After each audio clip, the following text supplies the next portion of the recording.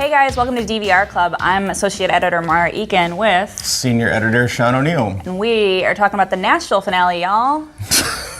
Can't believe the show made it to 3 seasons. And it's got a fourth. And it's got a fourth coming too. But so yeah, let's go over the top storylines. Top storylines. There's a lot of them. Number 1, Rayna and Deacon. Deacon's getting his new liver because he had cancer all season. Just in time. Just in time. So this entire season, it feels like, has been about Deacon's cancer, right? And it seems like this show always has to come up with some reason for Deacon and Rayna to not be together. But now they're fake married. They're fake married in the hospital bed. Yeah, she's hospital married. It's like Grey's Anatomy with the post-it. Rayna James, take you, Deacon Claymore, to be my husband. Well, and then you have Jeff and Layla and their weird symbiotic abusive relationship. Yeah, where they hate each other, but then now they kiss. Yeah, and she smashes up his car, kind of like Tiger Woods style. Yeah, and the cops are like, "You guys okay?" And they're like, "Yeah, we're okay." And then the cops just drive away. I have to say, one of my least favorite things about this entire season has been the fall of Jeff Fordham, because this one is my favorite part of the show is the way Jeff Fordham just sort of swooped into the background of every scene, like some evil vulture. Are there no other managers in Nashville? Are there she couldn't have gone to any Juliette, because Juliette went to him to be her new manager after she fired. I get Bucky and the other guy confused. They kind of look similar. Yeah, they look similar. One's got a toupee and one doesn't. Yeah, I don't know. Are there other managers? I guess he's But don't care about her welfare that she hasn't slept with. Well, so that brings us to Juliette and Avery. Yeah. Poor Avery this entire season. Jeez. Poor baby, whose name is Harmony or something. I can't remember. Cadence. It's another musical thing. I started off this show hating Avery so much. Everyone did. I was like, God, I wish that little soul patch guy would get out of here.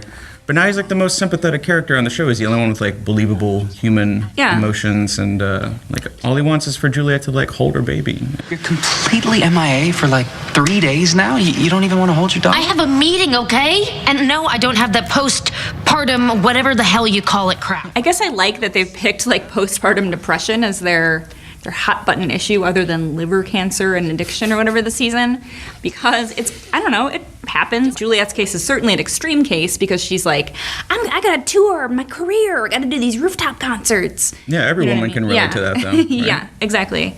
I gotta get helicopters. But I don't know, I like that they're shining a light on an important issue. Let's move on to, we forgot Will. Oh yeah, Will's gay. Will's gay, finally. And Luke is okay with it. Yeah, everybody would be. I've been saying this for 3 years. If Will would just come out and be the gay cowboy, he would make so much money. He'd be the Frank Ocean of country music. Although he probably won't be, I don't think Frank Ocean's gonna be maybe there's a ceiling on what Luke could make, but it's still pretty high. I think there would be all this crossover, people who don't normally listen to country music would be suddenly interested in the hot gay cowboy. Come on. That's true. I mean, who? Otherwise, he's just some random dude with a Stetson singing about his girl in his trucks. That's how you stand out. That's what you need to stand out, right? Yeah.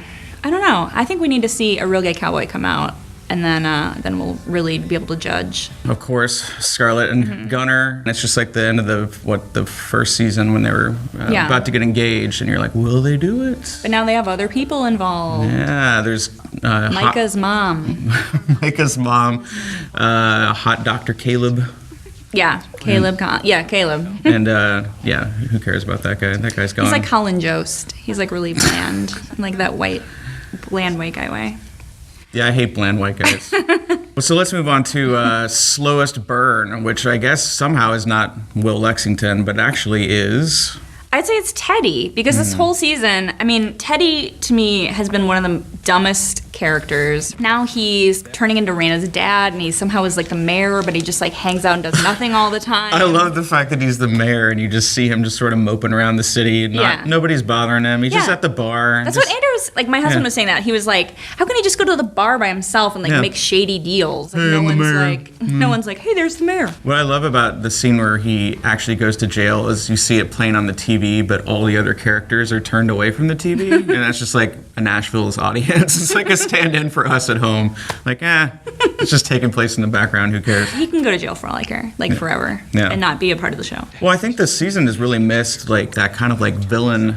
The politics used to be sort of a big part of the show, when Powers Booth was still on the show, and then now Teddy's mayor and doesn't do dick. Like, he just hangs out in his office and like talks. Maybe I'll get a baseball stadium. Well, now it's about personal political stuff. That's true. So maybe that's a good segue to our next segment, which is it doesn't work like that. I mean, you and I, we both kind of worked in the music industry for a little while, so I think that's maybe why we're drawn to this show. But there's so many parts of Nashville that like just don't make sense from a technical standpoint. I'll say there are a lot that do. Like the songs are good. It's good that they talk about songwriting. It's good that I don't know, they sort of have stages that look realistic. Yeah, but yeah, like the idea that, like, for example, this episode, like, Juliette suddenly leaves Highway 65 and signs with Luke Wheeler's record label without any sort of contract. And she finishes the album in 36 hours, and it's a career-defining album, which, I mean, I guess is possible, but... And then she magically, her band knows all the songs in time for them to play the big show at the Bridgestone that night.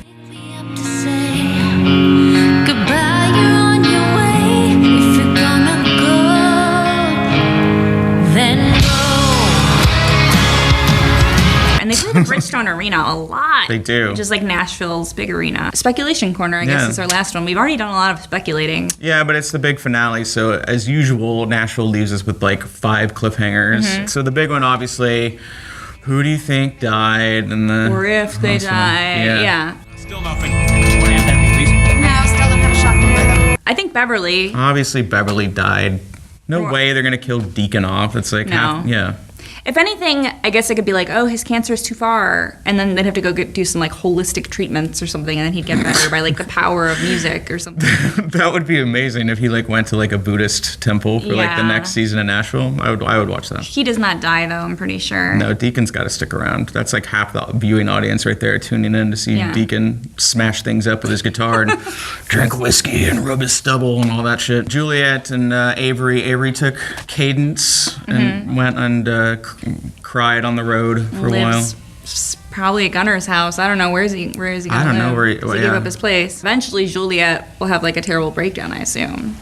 Some kind of nervous breakdown, yeah. Like next season. It'll be like maybe like Scarlett's big breakdown on stage. Like she'll have a parallel to that. Do you think she gets out of her contract with Rayna? Do you think she's really on Wheelin' Dealin' Records? I don't know. The way this show just kind of brushes over those sort of legal matters. Or did she sign the same contract as Layla with Jeff Fordham? I don't know. See, and my wife was a contract lawyer, and she used to work for like Sub Pop and record labels, so she gets mad at this stuff too. She's like, it doesn't work like that. She gets so mad about like the idea that you can just like walk away from a contract. You can't at all. The other one's whatever. Scarlett and Gunnar. They might kiss. They might not. They might kiss and then not kiss again. They might kiss and then kiss and then kiss and not kiss.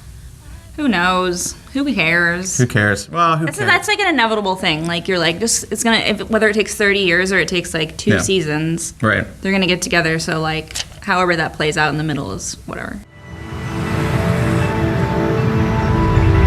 Well, I guess we'll find out next fall, right? Yeah. All right. And maybe you'll see us next spring. We cover Nashville again.